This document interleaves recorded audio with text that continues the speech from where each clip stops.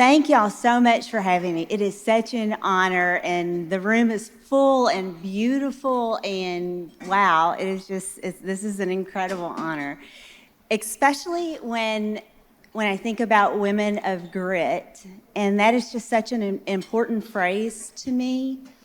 And as she mentioned in my introduction, something that I've been doing for years now, and that's working to empower women and protect women and children.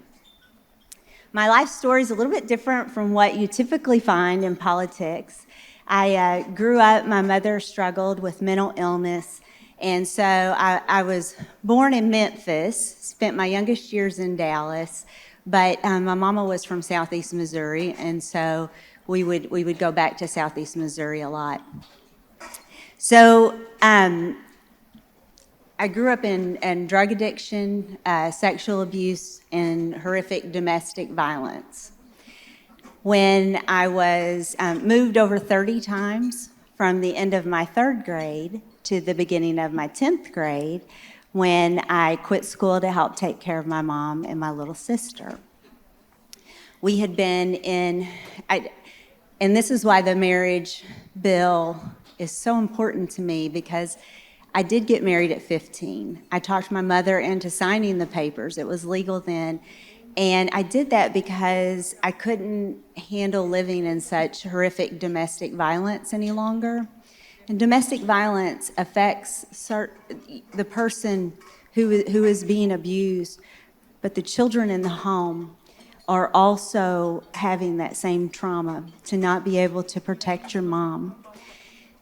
So I had finally realized that she wasn't going to leave, and so I had to, because I needed to get out. I couldn't take it any longer.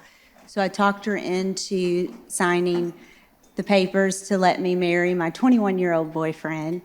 And my plan was to get out, finish school, and go on about my business and become an adult and do my own thing. And when I say that I knew that she wouldn't get out, look, there's a lot of reasons why women don't leave when it comes to domestic violence, and I'm not passing judgment on my mother or anyone. It was very difficult, and there were situations and circumstances. She did the best that she could. And so my sister married at 16. She had just gotten married the year before I did. She married her 39-year-old drug dealer. I grew up in trailer parks from, all over Southeast Missouri, but, when things would go south, we would just hop on a Greyhound bus and go to the next place. I've lived, as I said, Florida to California, Texas multiple times, and most of that travel was via Greyhound bus. And I would apply for jobs as they came open, and some of them I would get, and some of them I wouldn't in the company. And I worked my way up until I was one of the top 5 directors in the company.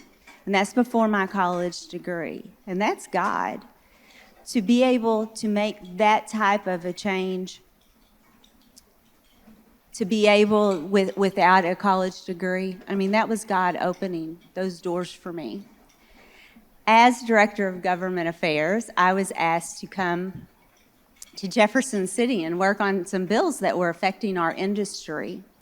At the same time, my husband had lost his job of 16 years because of downsizing, and we had just started our own cable contracting company.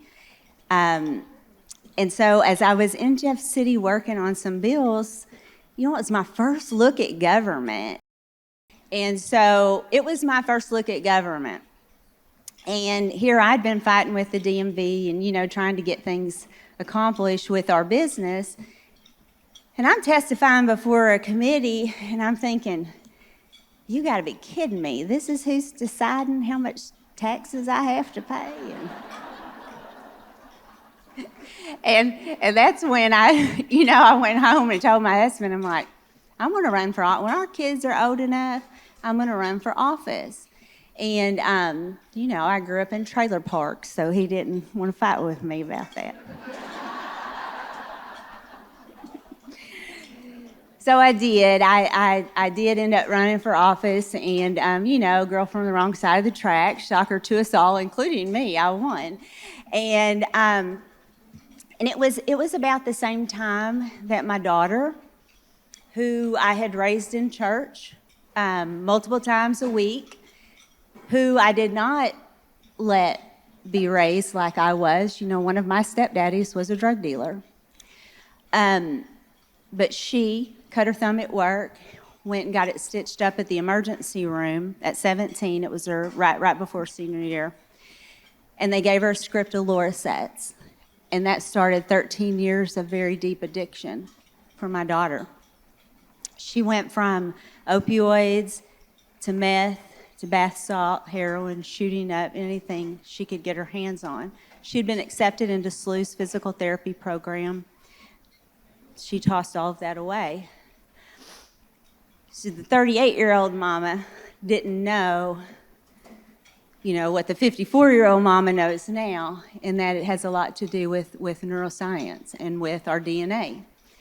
And she came from, both sides of her family, her daddies and her mamas, of drug addiction. When I ran for office, we had spent several years already with Rachel in and out of rehabs and treatment programs, and she spent time in prison. And right after I announced, I got custody of my not quite 2-year-old grandson. And so I had people who talked to me and said, gosh, do you really want to run for office when your daughter's an addict, you're raising your grandson? And I'm like, yes, that's exactly why I want to run for office, because then there are so many people hurting in this epidemic. And who do they have to speak up for them that'll just be honest? I'm literally an open book now, as y'all saw my book, but I've always been pretty, open and honest about things. And so I did. I wanted to run for office, and I wanted to fight for those things. And I have. But I want to talk about, so y'all know all of that about me. But the moment when I found my grit, my boss at the cable company in the later years, he was pretty intense. He was very intense, actually. And sometimes he would just, get really angry. And my pastor the week before had just taught a sermon on being that we're a king's kid. And when you think about that, we are. God is on the throne today, and we are a king's kid. And that really resonated with me. Fast forward a few days later, and I'm standing in front of my boss, and he's having this fit and thrown. And all I could see was the story in the Bible, because, I'm thinking, I'd already owned it. Like, I'm a king's kid, and you're treating me like this. But I thought about the story in the Bible where Abigail had done the kind deed for King David, and her husband Nabal was, drunk and all this, and throwing a fit in front of her because she did this kind deed, knowing that was what God wanted her to do. And then he has a stroke in front of her, or a heart attack. It's one or the other. And, dies. And so I was thinking the whole time this was occurring, I was thinking about King David, and it and Nabal and Abigail, and it didn't move me. And the reason that I tell you that is because every other fit that he had thrown, it upset me, it moved me. But in that moment, I really owned it. It's like, I'm a king's kid, and I realize that we all are. But it's for those of us who own it, know it, appreciate it, and walk in it. And that's what I want to be sure that you remember today. That's when I found my grit. And look, I'd always been open and honest before and didn't really care what people knew about my life, because God has opened amazing doors for me, and I am so proud of where I've come from. He has brought me through so much and protected me. But we have to know that we are such a tapestry made by God's hands. We are all different and unique, and we all have our own struggles. But the struggles that we overcome and that we are not ashamed of and we talk about, that becomes a lantern to others who don't know how to get out of the struggles that they are in. And so to me, when you realize who you are and you walk in the confidence of being a king's kid, you can find your grit and you can dig down and you can be that beacon of light for those who come up behind us. And especially young women who come up behind us because they need examples of women who really don't care what others think about us, because we're proud of where we've come from and what we've overcome. I appreciate y'all having me so much today. And I'm at 1424, so I did great, y'all.